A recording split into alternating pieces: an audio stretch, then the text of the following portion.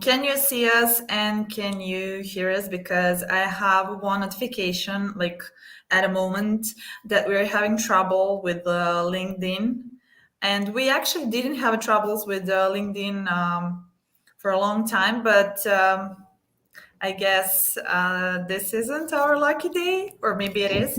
Please, if you can hear us and see us, let us know in the comments. I can see some of the viewers are here. If you can't hear us and see us on LinkedIn, please switch to our YouTube channel. I will post a link.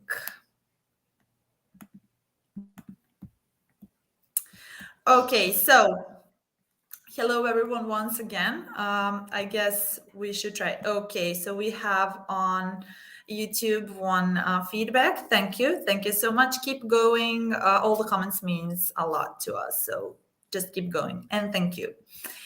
Okay, great. So hello everyone, and welcome to our retail talks. I'm all excited about a guest that we have with us today, and that is my dear colleague Nikolina, and she is definitely a master of fiscal law in Sweden and a lot of other countries, but we'll mention that later. My name is Milica, and I'm a marketing manager at company Fiscal Solutions, which is a software company that works in fiscalization field. And I will be your today's host. So I must admit that I really miss doing these events. And of course, I'm not alone. I'm not doing it alone. I have one more lady with me, and her name is Nikolina. Nikolina is a legal consultant at Fiscal Solutions, and she is definitely a fiscal connoisseur of a lot of fiscal countries in Europe. And a long time no see, Nikolina. How are you? Hello, Milica. Hello, everyone. I'm fine, actually great. How are you? Thank you for asking. So I'm pretty good. Thank you once again for asking. Didn't count on that. I'm pretty tired, but it's end of the day. But I'm like really excited to do this event because I think that we didn't have an event of this kind for like a month and a half or something like that. Yes. So I'm pretty happy to do it, especially with you. Yes, I'm so nice. Because it's been a while since we talked, since we retail talk. Yeah, great. Since we talked about the retail, and I'm really happy to do it because I was in NRF, is National Retail Federation in New York. Oh, yes. And we are going also in Düsseldorf to Düsseldorf in Euroshop this year. It's like for 2 weeks or something like that. Great. And we are like talking about the retail and retail technology a lot these days. So fiscalization is always there when we talk about the retail and retail technology.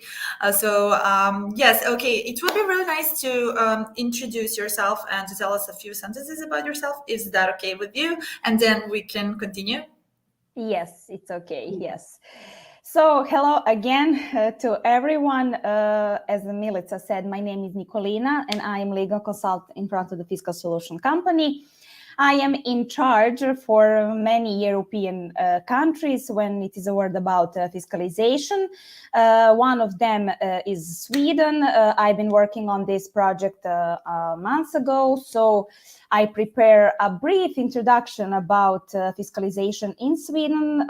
We have a limited time, but I will make sure to explain you the most important requirements about Swedish fiscalization, and you can, of course, reach me if you have some questions or everything related to fiscalization, and that's about me. Thank you. All the most important informations. Yes. So we are cool. Yes. Okay, so for everyone who's on LinkedIn, I posted a link to our YouTube channel. So jump there if LinkedIn isn't working. I don't know what is the problem, but it is what it is. Thank you, Nikolina, for the introduction. Before we start, of course, I'd like to say some few organizational points. So I said that we're streaming on both platforms, LinkedIn and YouTube. LinkedIn, we're having problems at the moment.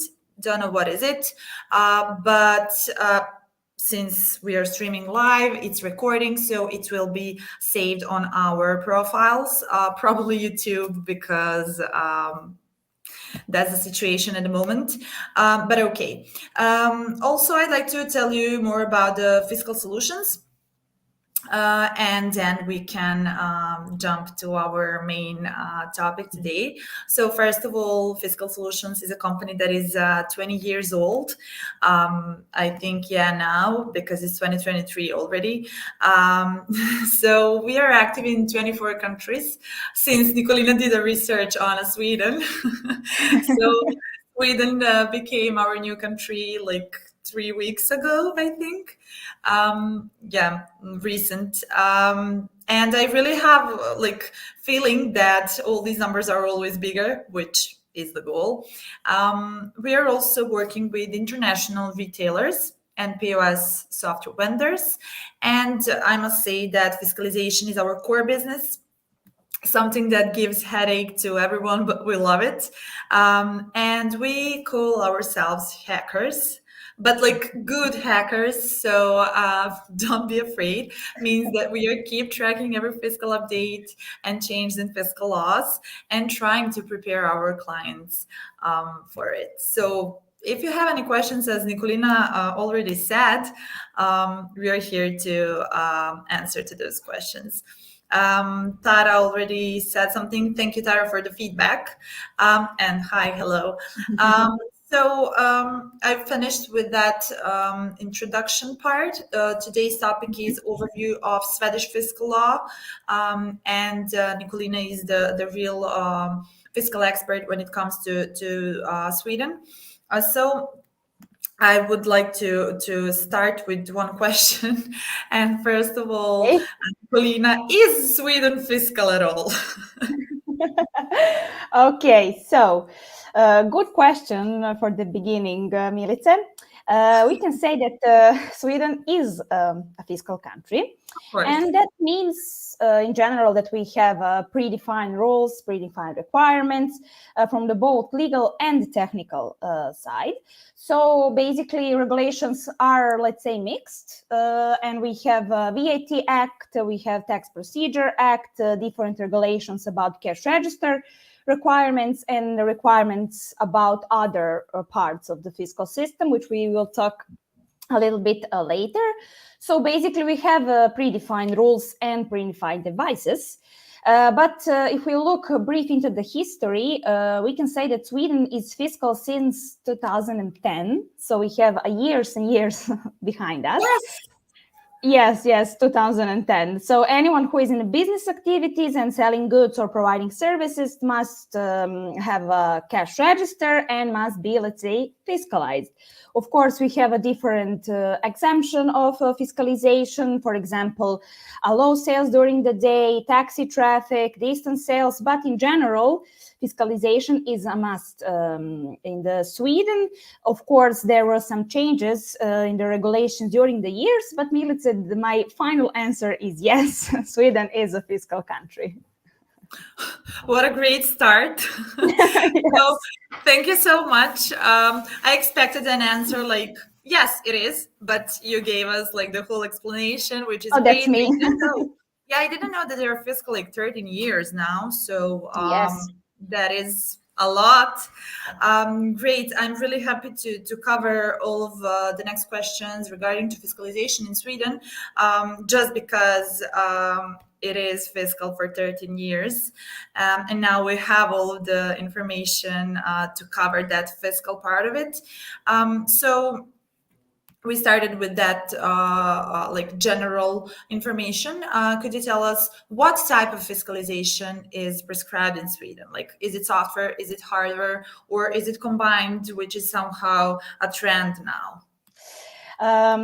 Like it's already known, every fiscal country has their own system and their own fiscal solutions. We in fiscal solutions are really aware that every country is really different. And of course, we have some different types of fiscalization, but it's really hard to give a precise answer because every country has some specific rules and it's not really easy to understand it all. As you already said, we are covering a lot of countries, and not only in Europe, but in some other continents as well. As in my whole work, I've seen different systems. But if we talk about Sweden, I would like to say it's hardware-based model of fiscalization. So basically, that means that we have a special device which is required for fiscalization. Generally speaking, in Sweden, we have a cash register, which must properly be connected with control unit device. And it is a special hardware device and really, really unique for the Sweden. So we have a cash register plus control unit device, and both of them must meet requirements that is predefined by the Swedish tax agency, and it is the most important body for fiscalization in Sweden. So basically, we don't have predefined, let's say, fiscal printers, but we have a regular printer as well to be able to produce a receipt, which is a must in Sweden. And as I already mentioned, mandatory part of the fiscalization system in Sweden is cash register and control unit device. And because all of that, I would like to say that Sweden is hardware-based fiscalization type. Okay, great. So you shared with us a lot of information.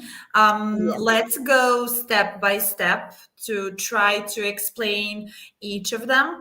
So I would like to start with cash registers first. Okay, To great. tell us firstly what types we can find there and a little bit about it. Okay, so in general, cash register is a common term to be used as a fiscal device in Sweden. Of course, we can find different terms because fiscalization is everything but not easy. So it can be defined as a cash register or cash terminal or cash system or similar equipment for recording the sale of goods and services.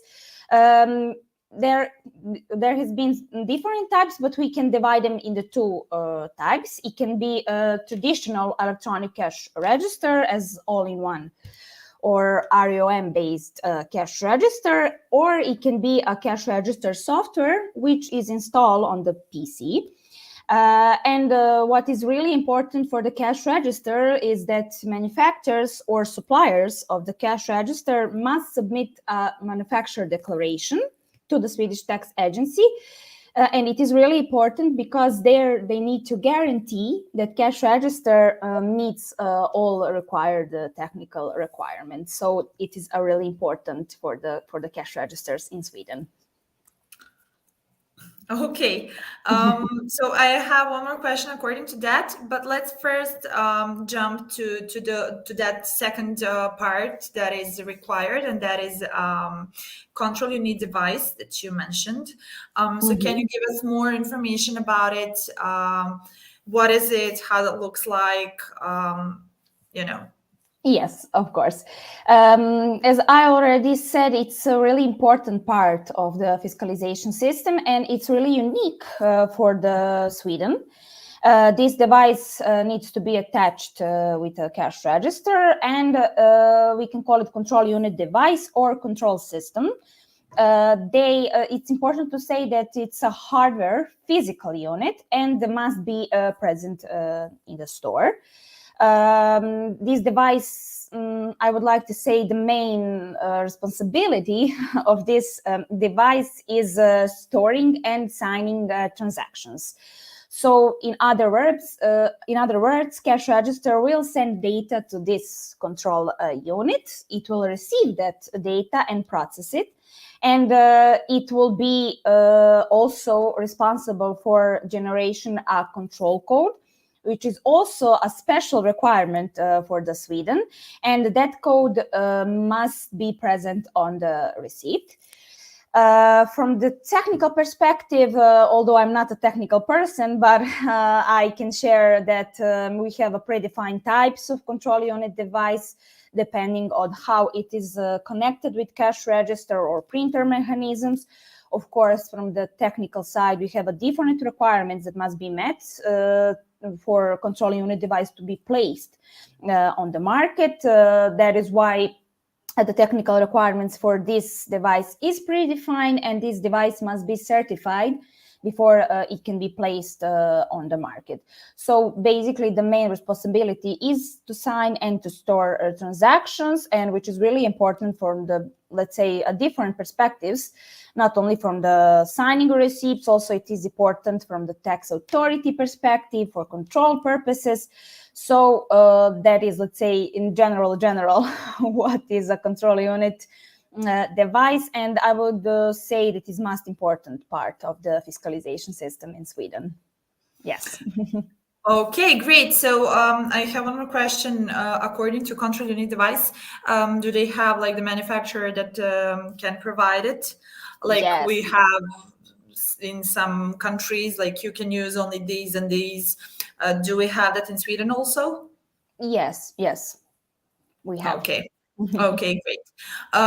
Okay, great. Thank you. You mentioned the certification process, Yes. and you mentioned that always always the most complicated topic, I guess, for Yes. everyone, like I think for retailers also, and for us who are trying to explain that. So my question firstly would be, so you, if I heard it right, control unit device has to be certified, but does cash register also has to be certified? A really great question, Milica, but I need to say that it is a really hard topic, not only, as you already said, not only for the Sweden, but from different countries. We have different examples across Europe about different procedures about certification. And okay, we have a word certification, but the question arises what that means, because it's quite different from country to country. And I would say that in Sweden, this is not really, let's say, easy to give an answer, because the situation is a little bit different here. Okay. We can say, like We are ready generally, to hear. We are ready to hear. I needed to make this little introduction because I explain a Please. certification in Sweden. But we can say there is no classic POS certification. I would like to say that it's called a verification procedure. Why is that? I already mentioned that cash register needs to be manufacturer declared, and they need that declaration of conformity, or declaration where it is stated the cash register fulfill all mandatory requirements. That cash register, which has that declaration, must be properly connected with control unit device, which is already certified before it is placed on the market. So we have that two separate parts which must be connected to one, and they need to be verified together that they both fulfill all the mandatory requirements. So these two subjects are treated as a certified cash register system, and the procedure, which I call verification, is because the connection between cash register and control unit device is mandatory, and it will be checked. So in reality, the Swedish tax agency will not, let's say, go with the direct verification or certification. It will be more indirect. So that is why cash register manufacturers need to certify by themselves to comply all the requirements, and that their solution complies all the laws and regulations. So because as you can see, I am a big talker, we can say that is a, let's say, specified certification, which I think the most precise word will be, and I think correct word will be, verification. Okay, so it's my first time to hear that someone calls certification process a verification. Yes, because there are different, let's say, processes with certification depending on the type of fiscalization. Do we have a software, or we have a hardware, or we have software and hardware, or we don't have anything?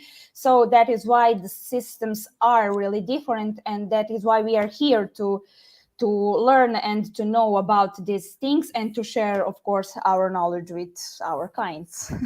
Yes, and that is why we always laugh when there is a question around Yes, the certification yes, process.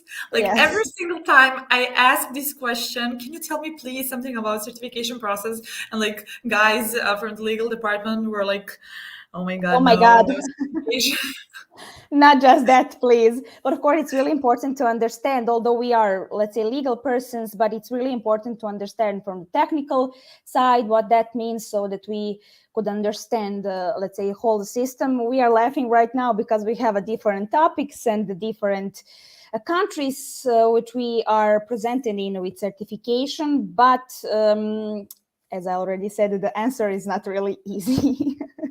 Yes, and I wanna like explain why is that so complicated. I mean, it's not complicated for us. We have a whole team of legal experts, but like when it comes to certification, and we cover 24 countries, in every single country you have some.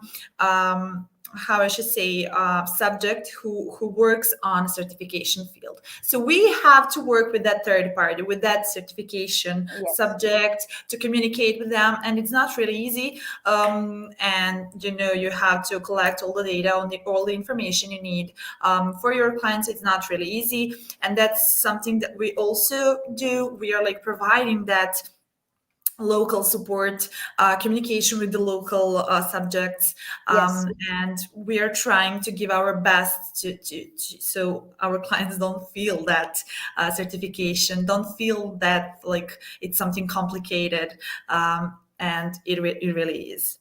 Yes, I It's agree. not easy. Yeah, it's sometimes it doesn't depend on one person. It depends on the whole like team of Yeah. people. Yeah. It require a lot of time. If someone asked me, Nikolina, what we need to do with certification, I will first what I ask them is how time do you have, because it requires months of preparation to know what you need to make something, to apply for certification, to see if everything is all right, to perform some tests, at the end to go and to get that certificate. And it's really, really special and hard topic. And but we are trying and we are managing certifications from the different countries. So Sweden is also one of them. Yeah, so I must also say this is what I mean. Governments know that. Governments, when they're Yes. like introducing some new law, there is always certification process, and they are always like announcing some change on time. Like they're giving you a whole year or even 2 or 3 years to prepare yourself. So this is also something that happens a lot, that retailers are always waiting the last moment, and Yes. then they're here to pay fees because and penalties because and they're really expensive. They could be really expensive. It depends on the countries, but definitely. So that's why you should start preparing on time. Yes, because especially if we have a switching from one system to another, for example, in Serbia or I don't know, in different countries, when you have one system and you need to switch to another system and where certification is required, and sometimes it's not about retailers who do not start the implementation of time. It depends about the whole country, the government, which probably do not introduce regulations on the time. So that is also really problematic and situations that we need to handle and help our clients. So a really, really, let's say, complicated subject I'm not trying. I'm not trying to sell anything at the moment, but like I need to jump in because you said something, and I was like, okay, this is the moment. So that's why we have Fiscal Portal. That's why we Yes. have Fiscal Portal. We have alerts there and news. So the moment something new happens, everyone who is subscribed to our Fiscal Portal will have an These informations. yeah, yeah, and you will be the first one to know. So use it. Use that opportunity. Okay, I think we had enough with certification. Can Yes, we it just is enough. move on? Yes. Yes, we can move Okay, on. great. So I wanted to ask also what happens if you don't have a cash register or control unit? Like, is it even possible? Um, it is not possible because if you want to be compliant with the law, you must have a cash register and control unit device. And the Swedish tax agency can make unannounced inspections and visits to check if company must have a cash register and control unit device, and if everything is working according to legislation, is everything is properly connected, and so on. If that is not correct, the Swedish tax agency can find a taxpayer with a different, let's say, fines and penalties. It can be more than 1,000 euro per inspection. If that happens twice within a year, it will be about 2,000 euros penalty. So it is really important to fulfill all mandatory requirements. So when we speak about fiscalization, yes. Not an easy thing at all. And I always like thinking about while you were talking, I'm thinking about who is responsible here. Like, who is responsible if you need to pay a fee if you don't have something that you have to have? So it's really complicated, but okay, Yes. it is what it is. Yes. We are here to obey all laws, especially fiscal ones. Yes. Okay. Also, one huge and really important question, I would say, Mhm. is communication with tax authority. So my question is there communication with tax authority established? And is there some control by the tax authority when transactions are made and how it is handled? Okay. Well, I would like to say at first that cash register have, as I already said, different requirements which must be fulfilled. But if we talk about that communication and the data flow and how transaction looks, I would like to say that the cash register system send the receipt information about the transactions to the control system in real time. Control system device verifies the receipt information, which is stored and encrypted. The control code sent back. The control code is sent back actually to the cash register, to that system, and producing a receipt is a final steps. So we can say that informations about the payments or sales are sent to the control unit device, which encrypt this information, send back a code, and it can be seen on the receipt, not only with the receipt, but also in the control journal. In relation to communication with the tax authority, we can say that we have one, it is defined, but I would like to say it is indirectly. And it's really important to explain that because transactions are not sent to the tax authority in real time. It is sent in real time to the control unit device, but not in real time to the tax authority. So we don't have any server or something like that there. Great, So because that was my next question. okay, so the communication is established via control unit device, and that is a place when they are sent and where they need to be stored. Yes. Okay, great. So we have one new functionality of control unit device that is communication with tax authority, right? Yes. Good Oh, point. okay, because I think that you didn't mention that at the very beginning. So, like, I'm learning now with our listeners. Yes, we are going step by step to make sure that we understand it all well. Yeah, I mean, it's hard if you're not the lawyer and if you're not the legal consultant and if you don't understand laws really well. It's not easy to understand how that looks like, you know. So it's Yes. always nice to have someone to ask. Um, Yes. Great. Okay, so you mentioned receipts.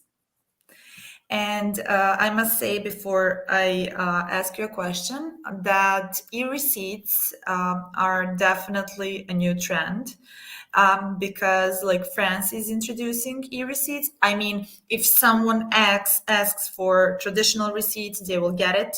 but e-receipts are like required at the moment. So it would be nice to retailers to like think in that way, to have some solution for issuing e-receipts, because that will be definitely our future. We are talking about the greener planet, sustainability, and stuff like that, among all other things. I think the France isn't the only one country, right? There are also like Poland. Yes. Poland is introducing. Um, so Mhm. um, there is a lot of countries, but you can tell us more about it later.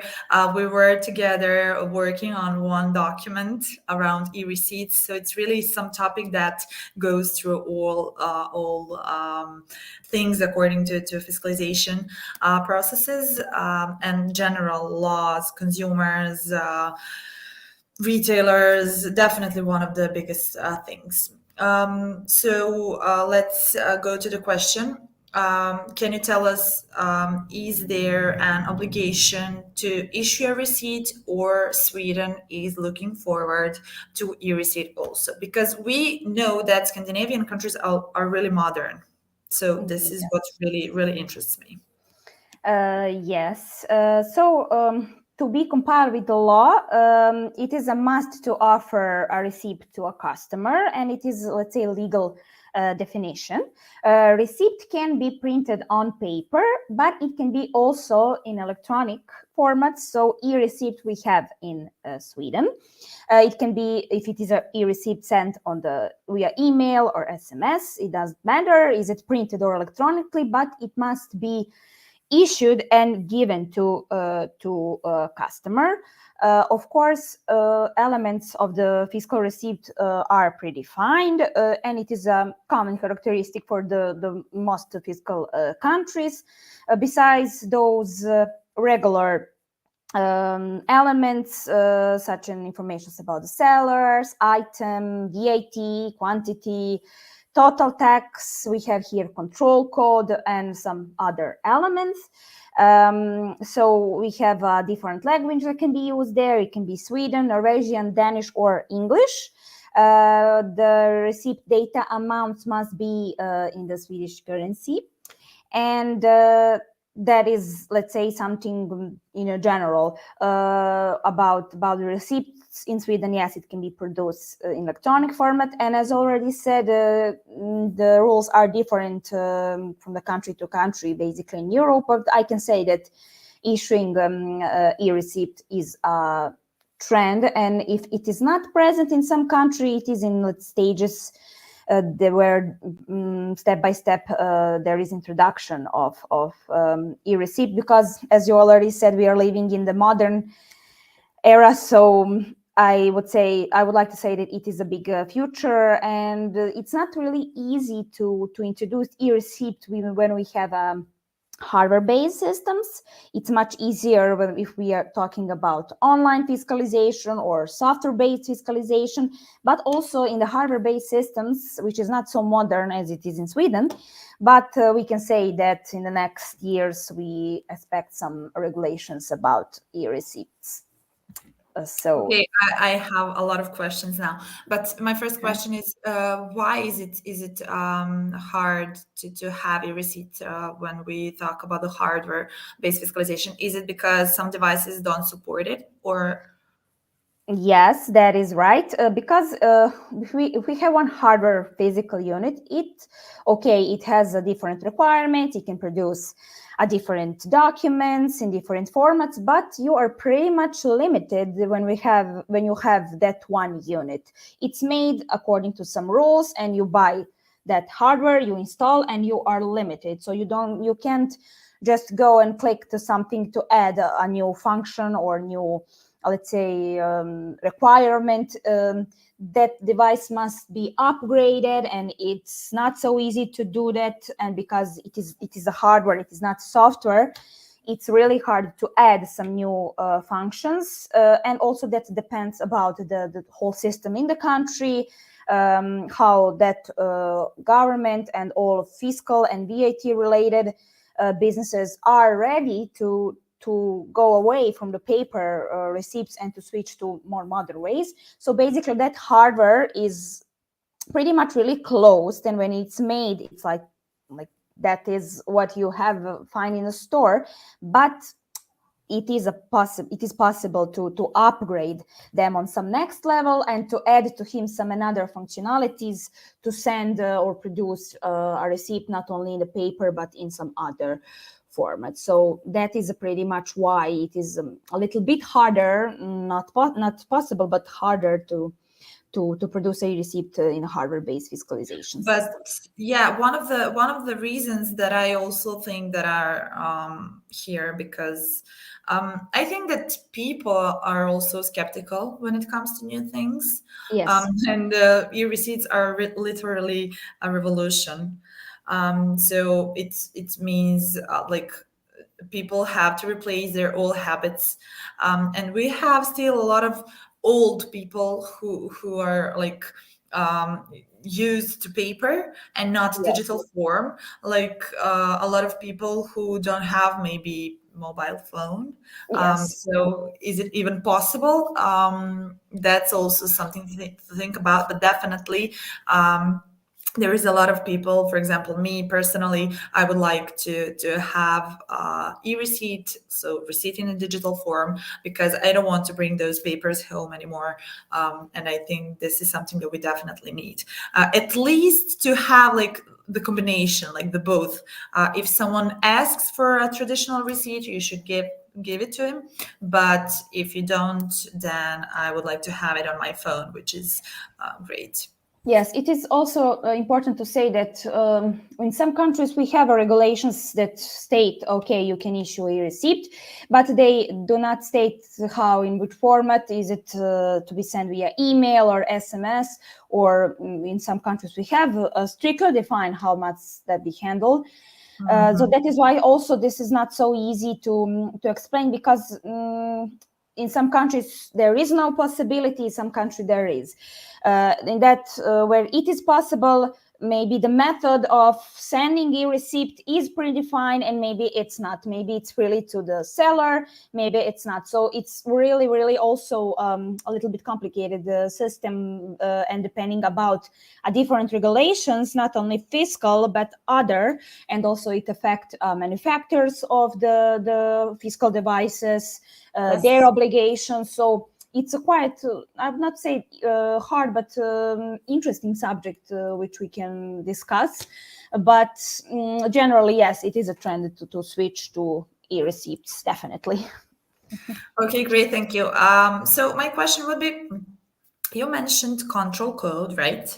Mm-hmm. Can you please tell us more about the control code? Yes, I'm glad that you asked me that, because I'm not sure that did I really explain it really good. So basically, it is another unique requirement for the Swedish fiscalization, because it's, of course, it is unique code. We have, of course, different codes in other countries, but here is more specifics, especially from the technical perspective. So from the legal perspective, which is my field, I would like to say that it is a mandatory element, and it is made by the control unit device. That is why I talked about that before. It is unique for every transaction. It must be generated for each sales receipt, return receipt, and copy receipt. We will talk about types a little bit later. And maybe the most easy way to explain is it's like some electronic signature. Because that control unit generates that unique control code, which identifies each individual receipt. That control unit sends also a copy of that control code back to the cash register and store that information in electronic form. And generally, that code contains informations which is really important for the Swedish tax agency to use it in control activities, because tax agency can read out the sales amount because of that control code. Of course, a little bit technical, but data must be encrypted and must be stored. It contains some different parts like signing code, encryption code, different characteristics, but tax agency establish that basis of encryption of that code.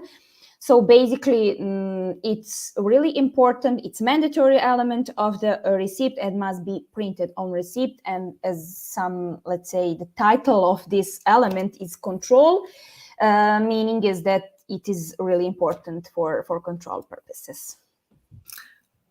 Have you ever thought about becoming a technical consultant also?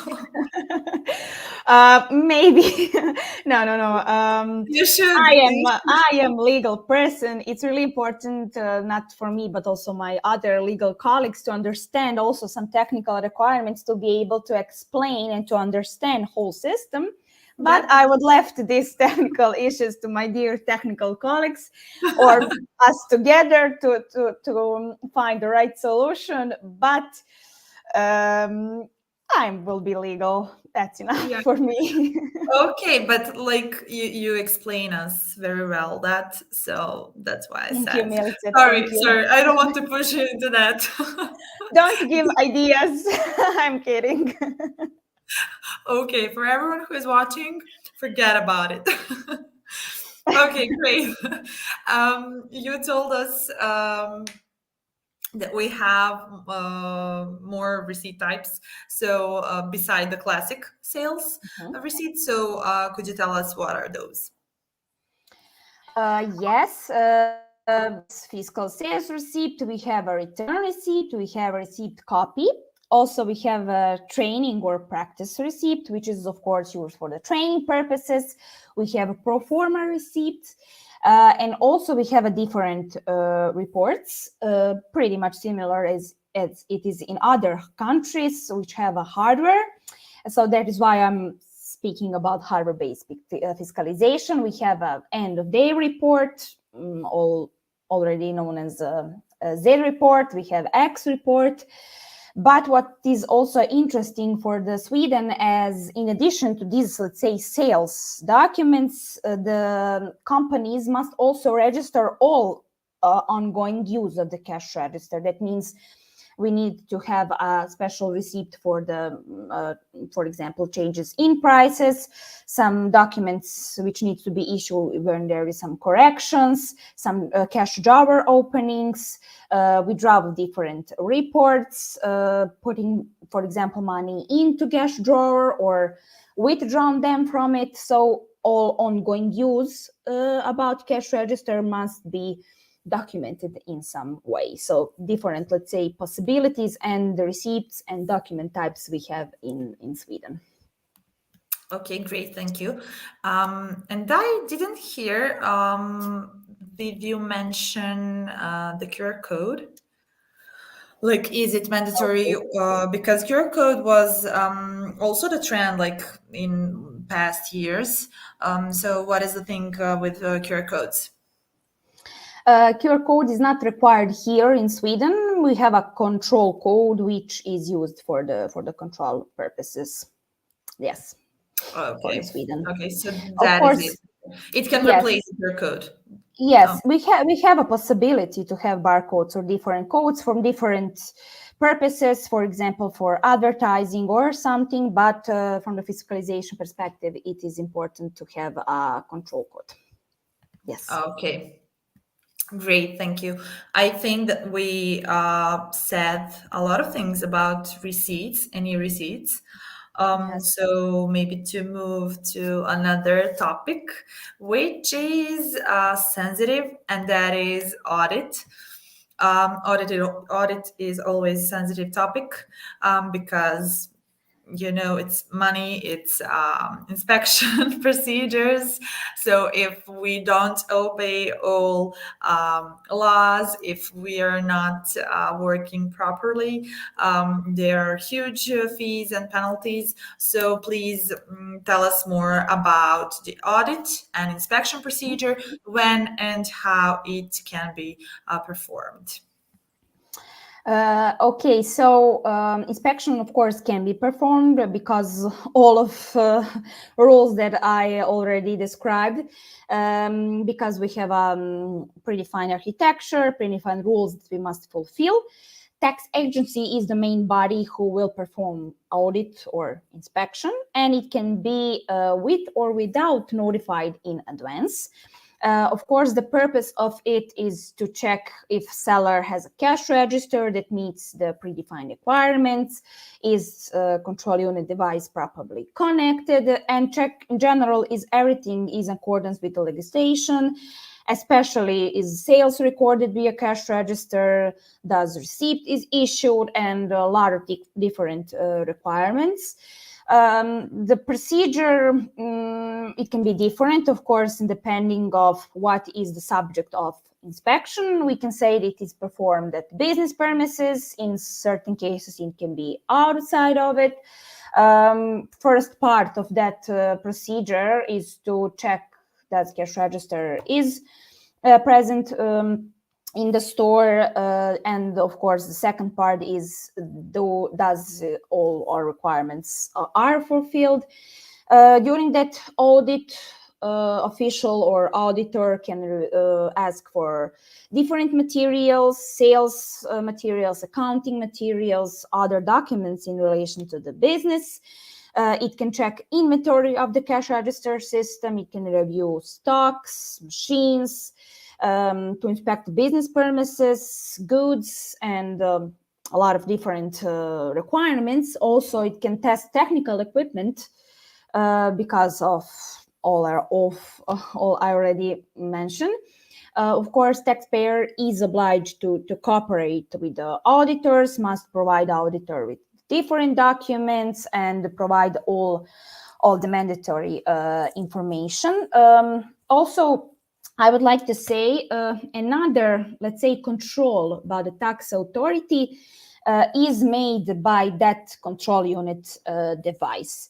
To explain that, a lot of questions I received in the terms of, is there some control by the tax authority when transactions are made and how it is handled? I would like to say that there is no direct control by the tax authority because we do not have real-time sending transactions, but tax authority can perform that control in the way that they will go to the place where the control unit device is, and it is usually in the store, and to upload sales data from control unit device. So if someone asks me how it is handled, control by the tax authority, it will be by that control unit device. So that is in the beginning of my whole speech, I said that control unit device is really important part because that is a place where all transactions are stored, and if tax authority wants to perform that control, it needs to withdraw data from the control unit device. Okay. So that is, let's say, is it a lot to do? I mean, is that a lot of job for them? Like you need to go to the store to take that data. Is it, you know? Yes, it is, but that is how it is because of that is a hardware-based system. That's why we have all this talk about hardware. So that's something that they defined, and maybe for them it's most secure way to perform control. That's why they pay full attention about that control unit device, because if everything is properly connected, all data will be stored there, and so there will be no problems. So if someone works properly and according with the rules, there is no worries for them. And if tax authority wants to perform control, they will go to the control unit device and do it. So basically, yes, it could be the job, but also, as I already said, if everything is okay, it would not be any need to perform that often. Yeah. So, yes. Yeah, I can see that. This brought me to my, I guess, last question. But if we have any other questions from our listeners, we are happy to answer. So, my last question would be: are there some new announcements? Is something going to change in Sweden? Some new obligations and something similar? Do we know something about it?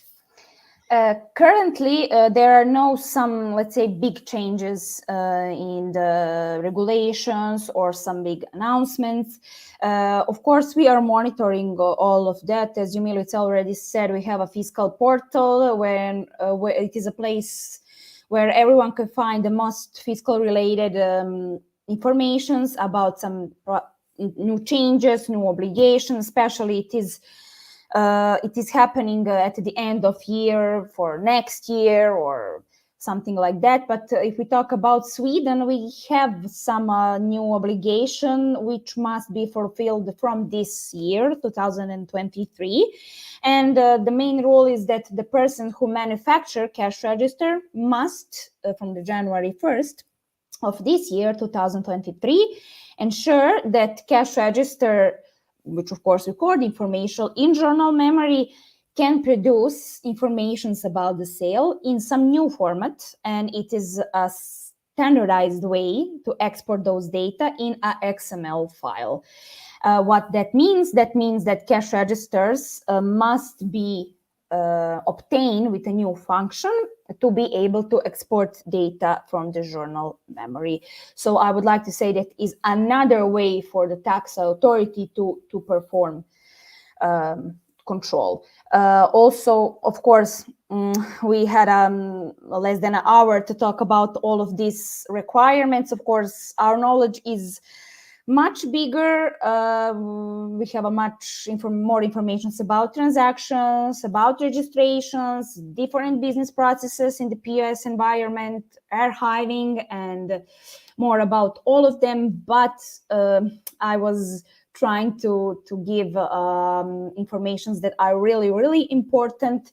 Of course, our knowledge is much bigger, but I would say these are, let's say, the main futures and main requirements about Swedish fiscalization. Okay, great. So I would like to ask you a question that is like your personal opinion. When one huge company wants to go to the Sweden, wants to open a new store, what would you give them as an advice? What should be like maybe first 2 or 3 steps? Okay. Basically, what is always good is to get, of course, all information about the system which is used, because we have a different clients from the different countries worldwide. So if they want to operate in particular country, they need to know what are main requirements. That is why we are here, for example, to see what is a type of fiscalization. Do they need a hardware or software or certification or something like that? But let's say the first step is to obtain a cash register, then not just a cash register manufacturer, cash register and certified control unit. Then, of course, they can find a list of official manufacturer cash register suppliers, which can be found on the Swedish Tax Agency website. After that, they need to register the cash register and control unit device, which is a really important topic. And I'm glad, Milica, that you asked me this question, because it's also pretty much important from the fiscalization perspective. So after they obtain the cash register and control unit device, they need to perform registration. I will not speak about that. Of course, the procedure is pretty fine. It can be in different formats, but it is really important that every cash register and control unit device is registered. When that is performed, they get some identification marks, which also must be visible on this device.